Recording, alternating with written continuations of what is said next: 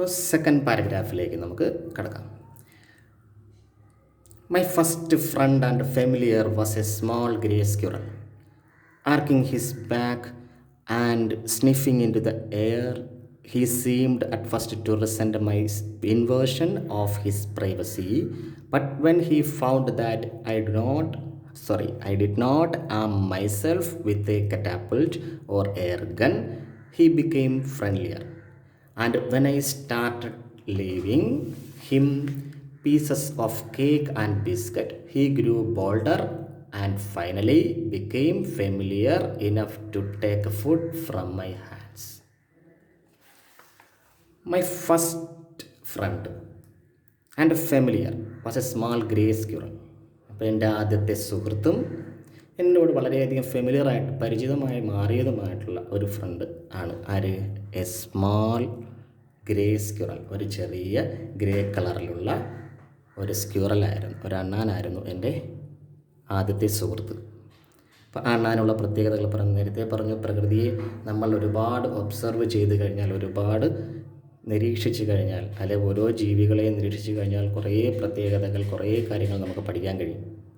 അപ്പോൾ അതിലൊരു എക്സാമ്പിളായി ജീവിയെക്കുറിച്ചും പറയുന്നത്. Arching his back and sniffing into the air.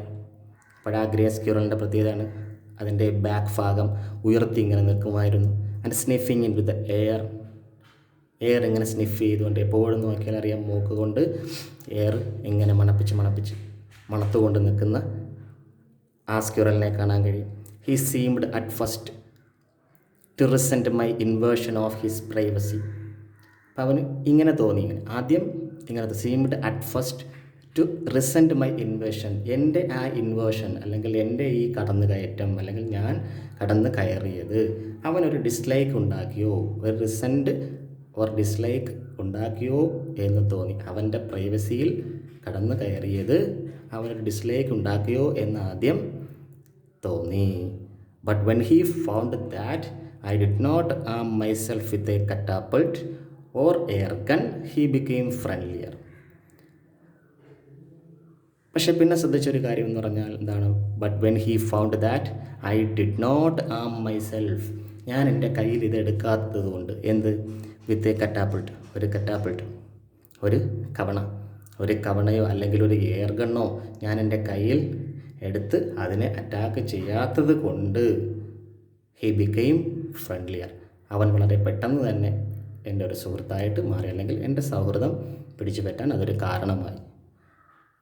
And when I started leaving, പിന്നെ ഞാൻ ഇത് ചെയ്യാൻ തുടങ്ങിയപ്പോൾ, when I started leaving him pieces of cake and biscuit, കേക്കിൻ്റെ കഷ്ണങ്ങളും ബിസ്ക്കറ്റും ഒക്കെ ഞാൻ അങ്ങോട്ട് അവന് കൊടുക്കാൻ തുടങ്ങിയപ്പോൾ, he grew bolder and finally became familiar enough to take food from my hands.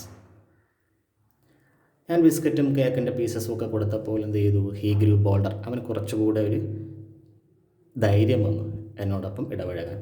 And finally became familiar enough to take food from my hands, അവസാനം എന്നോട് എന്ത് ചെയ്തു? വളരെയധികം ഫെമിലിയറായിട്ട് മാറുകയും, and to take food from my hands, എൻ്റെ കയ്യിൽ നിന്ന് പോലും ഫുഡ് എടുത്ത് കഴിക്കാൻ അത്രയും ഫെമിലിയറായിട്ട് മാറുകയും ചെയ്യുന്നത് എന്നോടൊപ്പം പെട്ടെന്ന് ഇണങ്ങി വന്നു. Before long, he was delving into my pockets and helping himself to whatever he could find. He was very young squirrel, and his friends and relatives probably thought him headstrong and foolish for trusting a human. Before long, he was delving into my pockets and helping himself to whatever he could find. വളരെ താമസിയാതെ തന്നെ he was delving into my pockets, അവൻ എൻ്റെ പോക്കറ്റിനകത്ത് കയറി അന്വേഷണം തുടങ്ങി. പോക്കറ്റിൽ എന്തെങ്കിലും ഉണ്ടോ എന്ന് നോക്കും, പോക്കറ്റിലങ്ങ് കയറും. ആൻഡ് ഹെൽപ്പിംഗ് ഹിംസെൽഫ്, അതവനെ സഹായിക്കുകയും ചെയ്തിരുന്നു. To whatever he could find, എന്തിനാണ് അവൻ എന്താണോ കണ്ടെത്താൻ നോക്കുന്നത് അതിനവനെ സഹായിക്കുകയും എന്ന് പറഞ്ഞാൽ വലിയ പേടിയൊന്നുമില്ലാതെ വളരെ ഫെമിലിയറായിട്ട് മാറിയത് കൊണ്ട് അവനെൻ്റെ പോക്കറ്റിനകത്ത് വരെ കയറുമായിരുന്നു. He was very young squirrel, വളരെ യങ് ആയിട്ടുള്ളൊരു സ്ക്വിറലായിരുന്നു. And his friends and relatives probably thought him headstrong and foolish for trusting a human. അവൻ്റെ സുഹൃത്തുക്കളും അവൻ്റെ റിലേറ്റീവ്സും അതായത് മറ്റുള്ള സ്ക്വിറൽസൊക്കെ എന്ത് ചെയ്യാം? പ്രോബബ്ലി തോട്ട്, ഒരു പക്ഷേ എങ്ങനെ ചിന്തിച്ചിരിക്കാം? അവനെ വളരെ ഹെഡ് സ്ട്രോങ് ആയിട്ടുള്ളതും and foolish for trusting a human.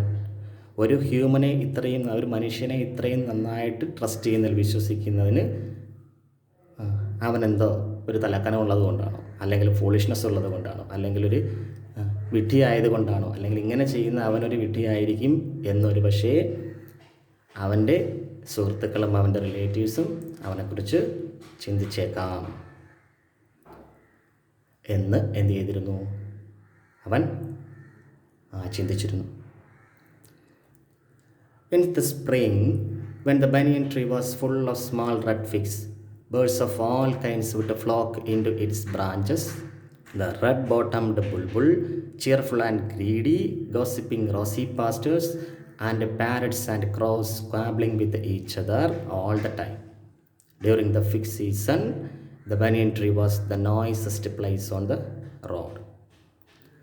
Spring season വരുമ്പോൾ, അല്ലെങ്കിൽ വസന്തകാലം വരുമ്പോൾ തീർച്ചയായിട്ടും എല്ലാ ചെടികളിലും മരങ്ങളിലുമെല്ലാം പൂക്കളും കായ്കളുമെല്ലാം ഉണ്ടാകുന്ന സമയമാണ്. അപ്പോൾ ഇവിടെയും സ്പ്രിംഗ് സീസൺ ആകുമ്പോൾ when the banian tree was full of small red figs, ആ ബനിയൻ ട്രീയിൽ നിറച്ചും സ്മോൾ റെഡ് ഫിഗ്സ്, ചെറിയ റെഡ് കളറിലുള്ള പഴങ്ങൾ എന്ത് ചെയ്യും, ഫോം ചെയ്യുന്നുണ്ടായിരുന്നു. അപ്പോൾ ഈ പഴങ്ങൾ ഒരുപാട് ഉണ്ടാകുന്നത് കൊണ്ട് ഒരുപാട് പക്ഷികൾ അതിനകത്ത് എന്ത് ചെയ്യുമായിരുന്നു, വരുമായിരുന്നു. Birds of all kinds would flock into its branches. അപ്പോൾ പലതരത്തിലുള്ള പക്ഷികൾ, ആ പക്ഷികളുടെ എല്ലാം പ്രത്യേകതയാണ് ഇനി പറയുന്നത്. Birds of all kinds would flock into its branches. അതിൻ്റെ ശിഖരങ്ങളിൽ വന്ന് കൂട്ടമായിട്ട് വരുന്ന ഫ്ലോക്ക് ഓഫ് ബേർഡ്സ് അവിടെ എന്ത് ചെയ്യുമായിരുന്നു, വരുമായിരുന്നു. ഒരു കൂട്ടം പക്ഷികൾ, അതും പലതരത്തിലുള്ള ഓൾ കൈൻഡ്സ് ഓഫ് ബേർഡ്സ് ആ ബ്രാഞ്ചസിൽ വന്നിരിക്കുമായിരുന്നു.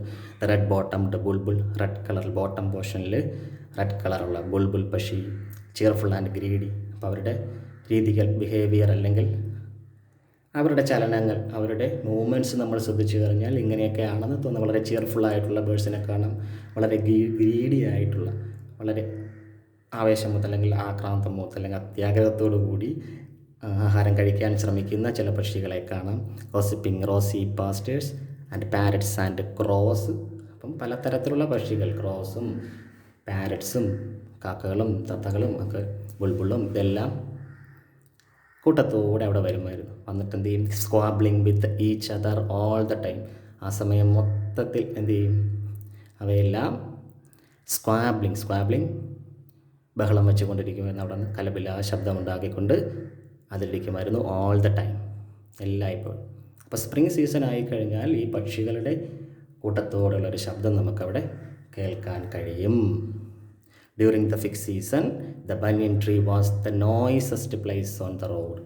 ആ ഫിഗ് സീസണിൽ ഈ ബനിയൻ ട്രീ നിൽക്കുന്ന സ്ഥലം എന്ന് പറഞ്ഞാൽ it was the noisiest place on the road. ആ റോഡിലെ ഏറ്റവും നോയ്സിയസ്റ്റ്, അന്ന് വളരെ ബഹളമയമായ ഒരു പ്ലേസായി മാറും. കാരണം എല്ലാ തരത്തിലുള്ള പക്ഷികളും